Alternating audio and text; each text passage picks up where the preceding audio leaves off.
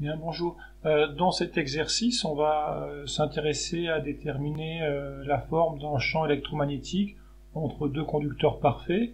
Alors, les conducteurs parfaits sont représentés ici et là, et on cherche à trouver le champ électromagnétique dans la zone centrale qui est ici, d'accord, et qui sera assimilé, enfin c'est de l'air assimilé au vide. Voilà, et donc toute la partie aussi bien ici c'est un conducteur parfait et ici c'est un conducteur parfait. Voilà. Donc on rappelle, on l'a montré en cours de différentes façons, que pour un conducteur parfait, on peut considérer que le champ électrique est nul à l'intérieur. Donc vous aurez un champ électrique qui vaut 0, quel que soit Z inférieur à 0. On appelle cette plaque Z égale 0. On suppose que le champ électrique est nul, quel que soit Z supérieur à A. Et la question, c'est bien que vaut en fait le champ électrique dans la zone interarmature, c'est-à-dire quel que soit Z. Donc que vaut le champ électrique dans cette zone-là, d'accord? C'est-à-dire quel que soit Z appartenant à 0A. Voilà. Alors on suppose que les plaques sont infinies selon les directions X, donc verticale, et Y qui viendraient vers vous.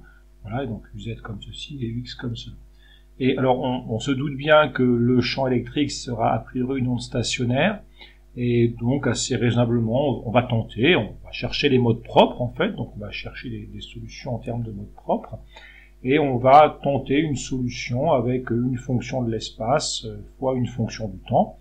On va tenter ça. On va pas forcément chercher la solution la plus générale, mais on va regarder s'il existe des solutions qui seraient compatibles avec cette solution qui est là. Donc un champ électrique polarisé selon X, une dépendance, donc un champ sinusoïdal en termes de fréquence, et une dépendance spatiale à trouver. Voilà, c'est essentiellement ces points-là qu'on veut essayer de voir si... Voilà, donc en fait, vraiment, je tente ça comme solution, je dis pas que c'est les solutions a priori, je vais voir s'il existe des modes propres qui sont de cette forme-là. Alors l'idée, c'est il faut essayer de voir que vérifie cette fonction f. Donc en fait, l'idée, c'est déjà de trouver quelle est l'équation qui est vérifiée par le champ électrique, et plus spécifiquement la fonction f entre les conducteurs. D'accord. Alors, bien évidemment, entre les conducteurs, c'est le vide, donc on peut bien sûr reprendre les équations de Maxwell exprimées dans le vide, et on montrera assez facilement, je n'y reviens pas, que le champ électrique doit vérifier l'équation de D'Alembert. Vous avez pensé que dans le vide, le champ électrique vérifie une équation de D'Alembert, et donc plus précisément, le Laplacien vectoriel du champ électrique, moins 1 sur carré, donc la célérité de la lumière dans le vide, et la dérivée seconde temporelle. Et ceci fait 0. Bon, vu que le champ électrique est sur UX, je vais projeter cette équation, il va me rester cette équation-là, mais projetée sur UX, et ensuite, au niveau du Laplacien, eh bien, je vais me contenter simplement de la dérivée par rapport à Z, parce que, en fait, la fonction de l'espace ne dépend que de Z. Donc, vu le problème posé, on peut assez rapidement réduire l'étude à se dire, quel que soit T, quel que soit Z appartenant à l'ouvert pour l'instant 0A, on dit que le champ électrique doit vérifier donc la composante selon X qui dépend de Z et de T, donc la dérivée selon Z carré, moins 1 sur C carré, d rang carré, EX, toujours de Z et de T, barre en toute rigueur, d rang T carré, égale 0.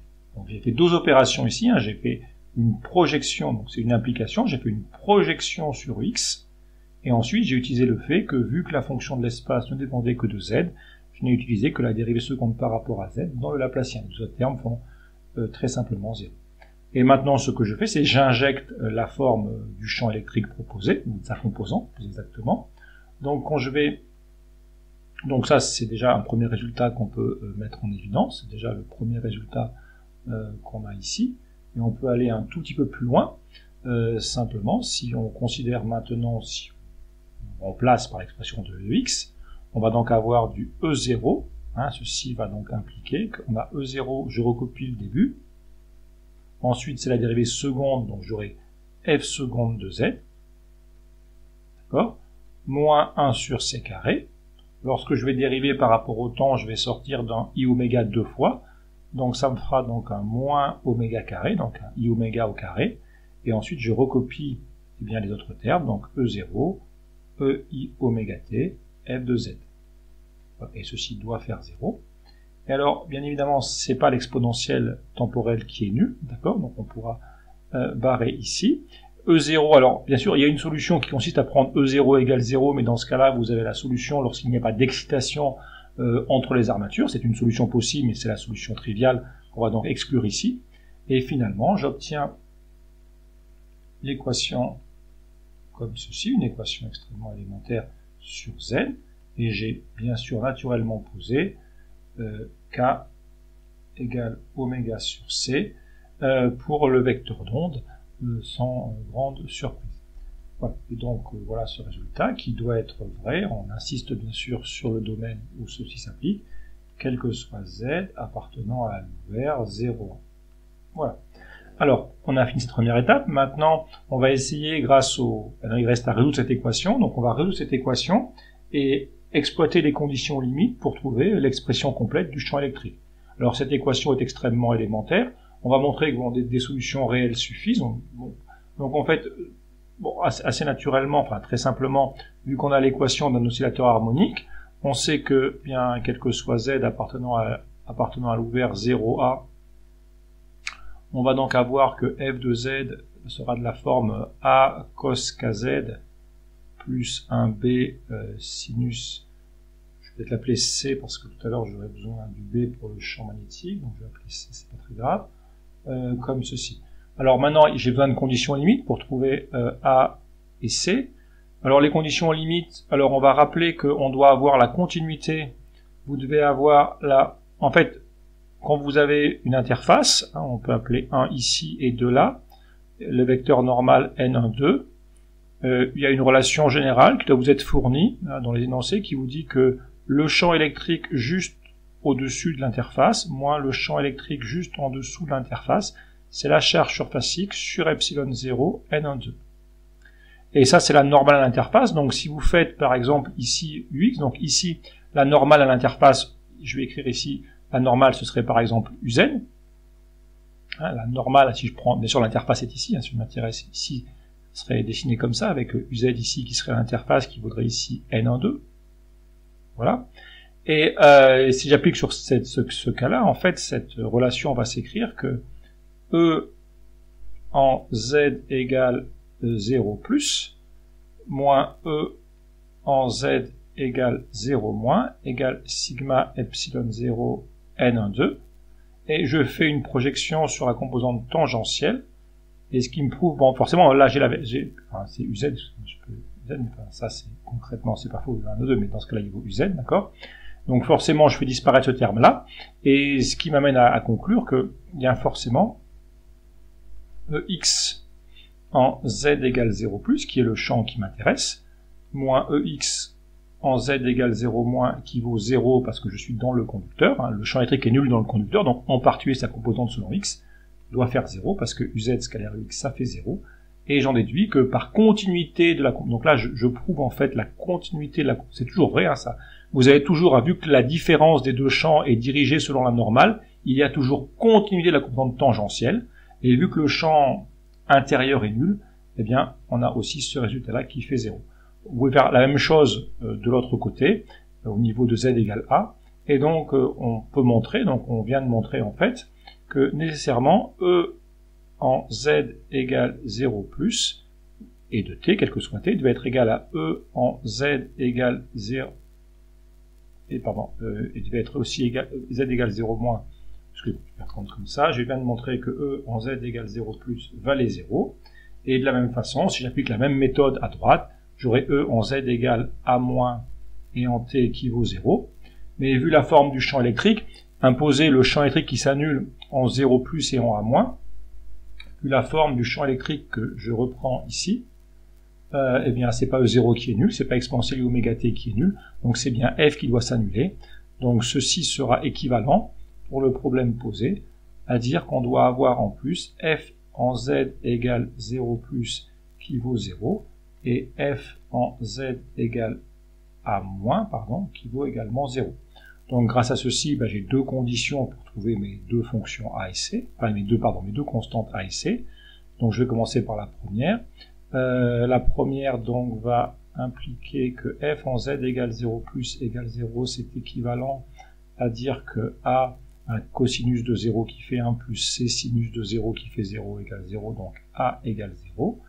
Donc ceci, j'en déduis que maintenant, quel que soit z appartenant à 0A, bon je passe un peu rapidement, mais c'est des questions assez habituelles, d'accord. F de z, ça fait donc C sinus kz.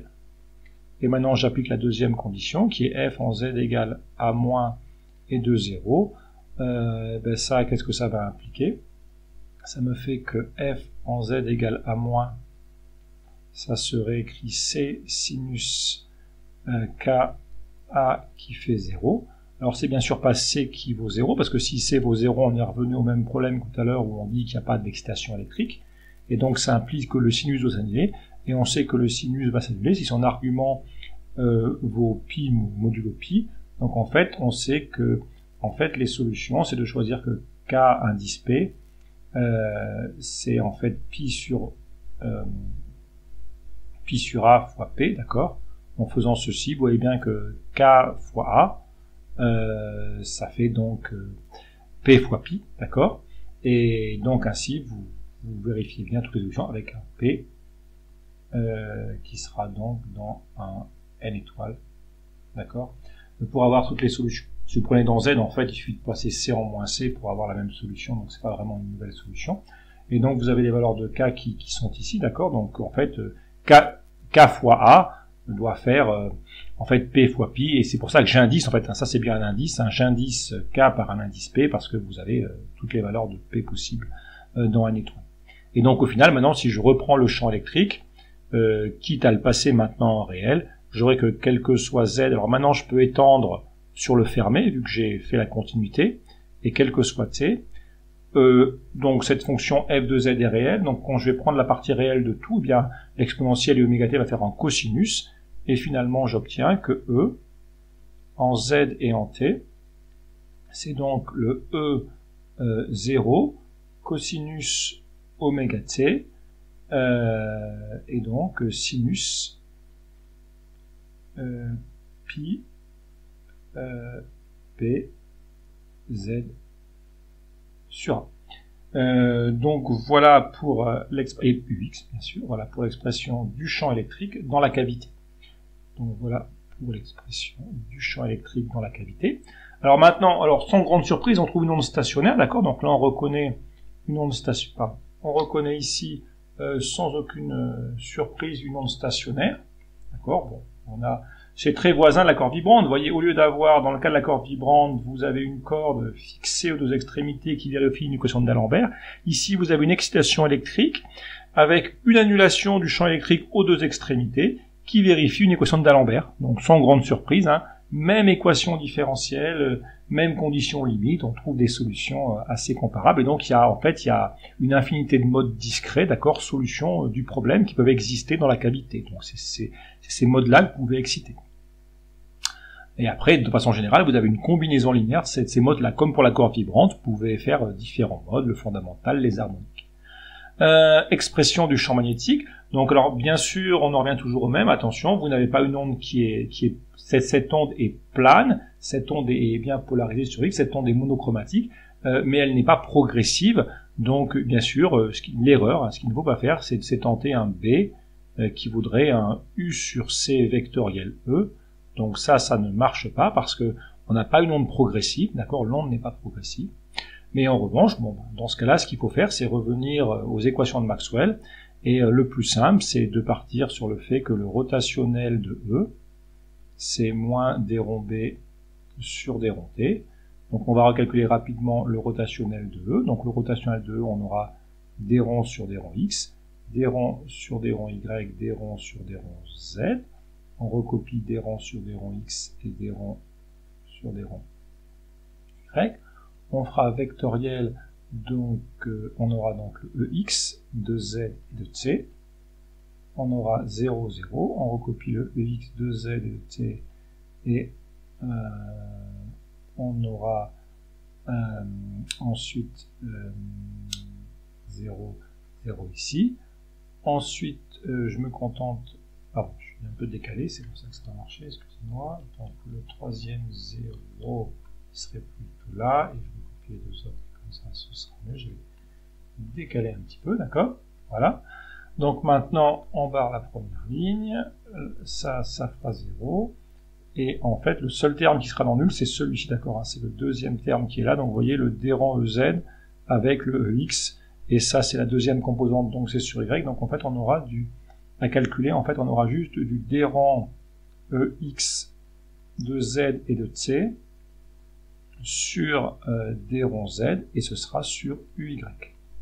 Alors ce terme-là, pour le calculer, on a simplement besoin de dériver le sinus par rapport à Z, donc il y a un P pi sur A qui va sortir, et on va trouver E0 fois P pi sur A, cos oméga t sinus pi, alors pardon, on est passé en cosinus, donc on a dérivé le sinus, il y a quand même un cosinus qui est apparu, cosinus P pi Z sur A et le tout sur UY, parce que c'est la deuxième composante. Alors maintenant on arrive ici, et ça vaut moins d rond B sur d rond T. Alors comment trouver le champ magnétique? Il faut chercher la fonction qui en fait dérivée par rapport au temps va donner ça au signe près. Donc on comprend bien qu'en fait il faudra avoir un sinus pour que quand il va dériver en cosinus, et il faudra diviser par oméga pour corriger. Donc le plus simple c'est de tenter quelque chose, donc on va tenter quelque chose et on va essayer de voir si c'est cohérent, en sachant qu'il y a un sinus et un cosinus qui se permutent. On va tenter quelque chose, on va voir si ça va. On va tenter B de Z et de T, qui serait donc un P pi A sur oméga E0, cos oméga T, pardon, sinus oméga T, cosinus P pi Z sur A, UY. Donc voyons voir, si je redérive par rapport ici en considérant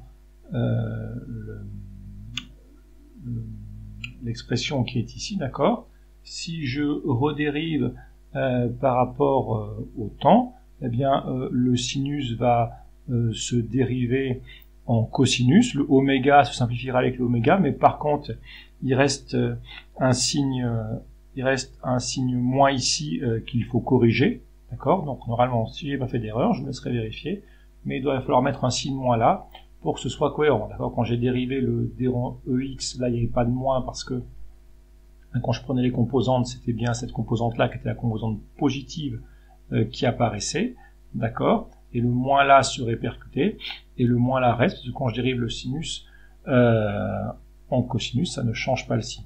Donc ceci, au signe près à vérifier, doit être l'expression du champ magnétique, d'accord, qui est donc ici.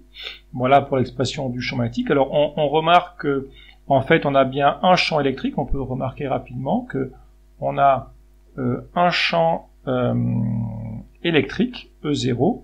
Ça, c'est juste un nombre P entier, d'accord? On peut noter que avec quel que soit P appartenant à n étoiles, d'accord?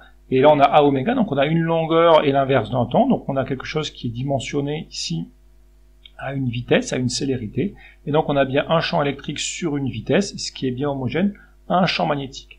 Donc ça paraît tout à fait cohérent. Voilà, il nous reste à calculer le vecteur de Poynting. Donc pareil pour le vecteur de Poynting, vous ne pouvez pas utiliser les formules toutes faites des ondes au PPH parce que l'onde n'est pas progressive. Bon, mais là vous avez directement l'expression réelle. Donc je vous rappelle le vecteur de Poynting toujours sur les grandeurs réelles. Mais là il n'y a pas de problème, on a les grandeurs réelles. Alors, il y a simplement besoin de multiplier les deux termes. Donc en fait on reprend les formules. On aura donc du moins P. Non, par exemple, je vais quand même écrire la formule du vecteur de Poynting. E vectoriel B sur mu0.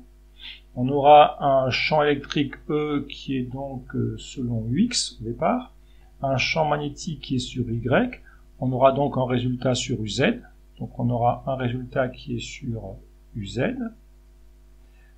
Ensuite, Bon, ça c'est pas aberrant parce que finalement on sent bien que le champ électrique, qu'est-ce qu'il pourra faire à part taper sur les bords, d'accord? Donc il va faire des allers-retours comme ça.